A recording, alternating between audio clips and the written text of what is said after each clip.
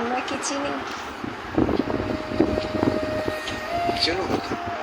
আপনার কাছে প্রেমের সংজ্ঞাটা কি? প্রেম আপনি কিভাবে অনুভব করেন? প্রেম হচ্ছে স্বর্গীয়।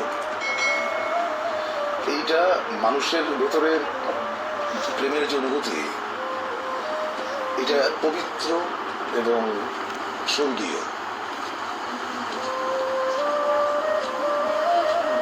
প্রেমের চাইতে ভালো বিষয় মানব ইতিহাসে নাই। আমি শুধু মানুষের প্রেমের কথা বলছি না।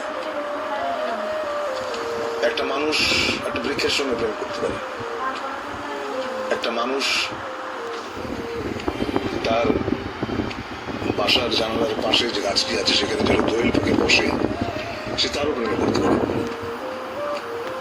তাই না? সাধারণত আমরা প্রেম বলতে বুঝি খুব ছোট্ট কথা, সেটা হচ্ছে যে একটা ছেলে একটা মেয়ে। এই ব্যাপারটা কিন্তু সেরকম না, তাই না? ধরো যেমন আমাদের প্রফেট, তার সঙ্গে আল্লাহর যে প্রেম, এটাকে তুমি কিভাবে ডিফাইন করবে? এটা ডিফাইন করা সম্ভব না। You have to feel it in your heart. প্রেম হচ্ছে এরকম। আমি একটু মানব প্রেমের মধ্যেই থাকছি। অনেকে বলেন যে প্রেমে পড়লে হৃদয়ে হার্টে ব্যথা করে, অনেকের পেটে ব্যথা করে, অনেকের মাথায়ও ব্যথা করে। তো আপনার ক্ষেত্রে প্রেমে পড়লে সেই ব্যথাটা কেমন? সেটা তোমার মনে হয় যে পেটের উপর একটা প্রজাপতি নাচতেছে, এবং প্রেমের ব্যথার মতো এত মিষ্টি ব্যথা বোধহয় পৃথিবীতে নাই। তো প্রজাপতি নাচলে কেমন লাগে সেটা একটু আপনার কাছ থেকে শুনি। এটা তো হলো সুরসুরি জাতীয় একটা জিনিস, এটা আসলে বোঝানো সম্ভব না।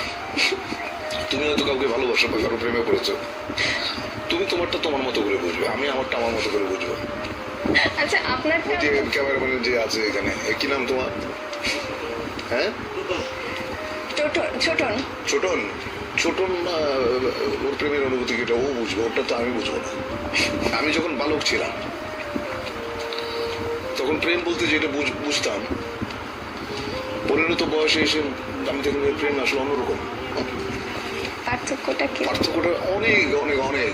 আমাদের ধরো যখন প্রথম প্রেমের যে অনুভূতি, সেটা হচ্ছে যে বই পড়ি, শরৎচন্দ্র বা বঙ্কিমচন্দ্র পড়ে প্রেম সম্পর্কে একটা ধারণা মাথায় ছিল। ওইটা আসলে প্রেমের অনুভূতি না।